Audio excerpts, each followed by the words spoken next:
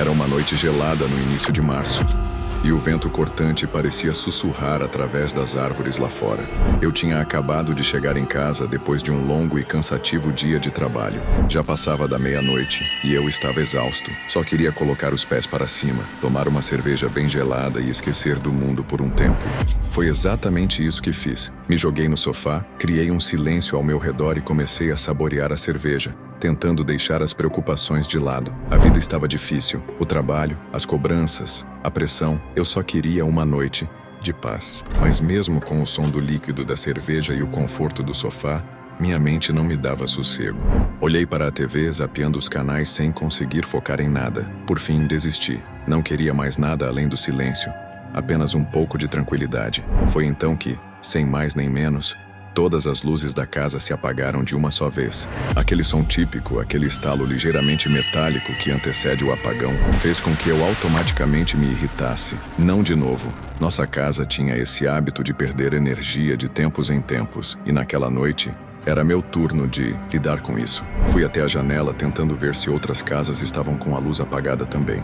Ao olhar para a rua, percebi que pelo menos uma casa ainda estava com as luzes acesas. Confirmei o que já sabia. A culpa era toda minha. A casa estava sem energia, novamente. Mas antes de ir até o painel de disjuntores, tentei uma coisa. Fui até a porta da frente, tentando dar a volta para ver se conseguia resolver de algum jeito. Acontece que, ao girar a maçaneta da porta, ela estava trancada. Confuso, tentei novamente. O que estava acontecendo? Minha esposa tinha saído? Eu sabia que ela sempre deixava as portas destrancadas. Ei! Bati na porta chamando o nome. Não houve resposta. Estranhei ainda mais. Girei a maçaneta com mais força, batendo na porta enquanto chamava seu nome mais uma vez. Nada. O silêncio foi o único eco. Desci até a porta dos fundos, fechada também. Isso estava me deixando realmente desconfortável. Ela nunca trancava as portas à noite. O pânico começou a me consumir e foi quando vi algo estranho no jardim. A mangueira de jardim, que eu sabia estar perfeitamente enrolada, estava espalhada pelo chão, perto do painel de disjuntores. Era um detalhe simples, mas inquietante. Como a mangueira havia se soltado ali, justo no momento do apagão, aquela sensação de desconforto não saía da minha cabeça. Então, corri até a janela para olhar mais uma vez para dentro da casa. Lá, pude ver os flashes das luzes de lanternas se movendo rapidamente pela casa.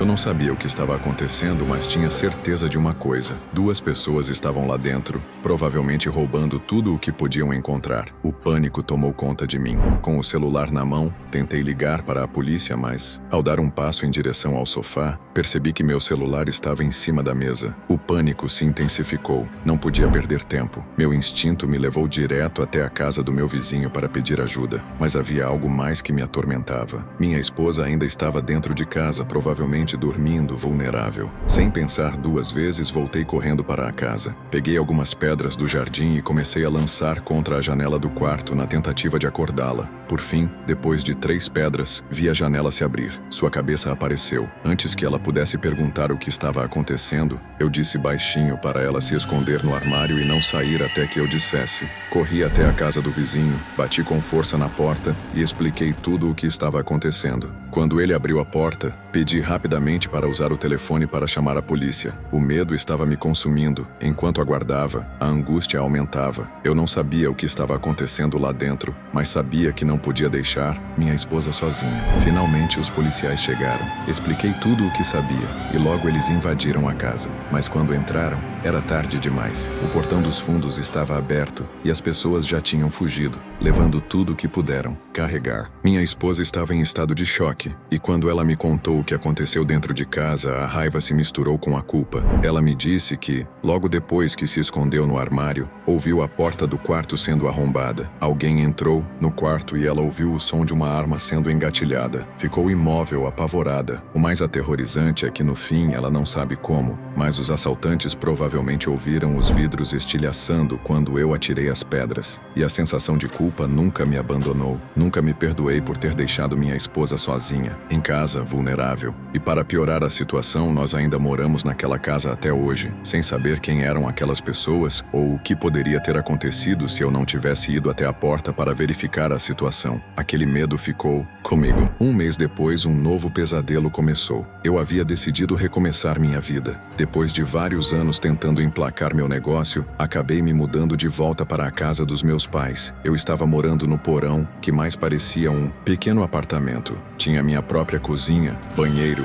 escritório e até uma TV com meus jogos antigos. Era a minha forma de me distanciar do resto da casa e viver um pouco sem ser uma carga para eles. Era uma noite de sexta-feira ou sábado, e o tempo estava uma loucura. Uma tempestade feroz varria a cidade. O vento estava tão forte que parecia que a casa ia desmoronar. Meus pais estavam fora, e a solidão no porão me fazia sentir até que estava mais seguro ali, isolado de qualquer perigo. Tudo estava perfeito para uma noite tranquila, até que, de repente, o apagão aconteceu. Eu resmunguei. Novamente a energia se foi. Eu sabia que a tempestade estava derrubando a energia, mas o que me inquietou foi o fato de que a casa estava completamente escura. A única coisa que eu ouvia era o som das gotas de chuva batendo contra a janela e os trovões distantes. Tentei me acomodar novamente na cama, quando ouvi um som estranho vindo da janela do porão. Um barulho forte, como se algo tivesse batido. Ali. Era o vento? Talvez algum galho de árvore, mas esse som foi diferente. Era muito mais pesado. O som parecia deliberado. Me levantei e peguei o celular, ligando a lanterna para olhar pela janela.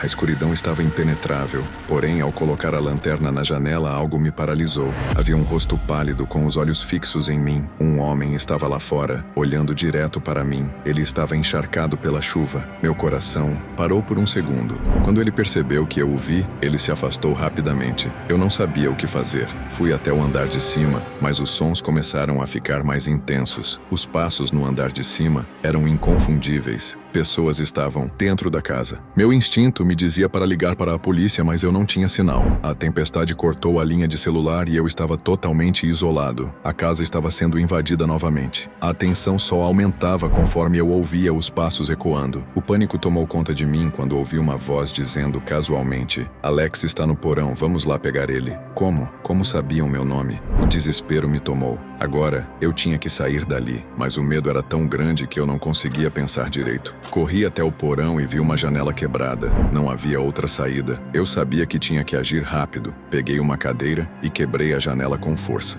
A dor no meu braço era intensa, mas eu não me importava. Desci correndo pelos esgotos do lado de fora da casa com a chuva torrencial me batendo. Quando finalmente consegui ligar para a polícia, minha mão tremia tanto que quase não consegui segurar o telefone. Eu sabia que eles ainda estavam lá dentro, mas a polícia só chegou depois que os ladrões já tinham ido embora. Ainda hoje, não sei quem eram aquelas pessoas, como sabiam meu nome ou por que voltaram para a minha casa, mas o terror de não saber o que poderia ter acontecido me persegue todos os dias.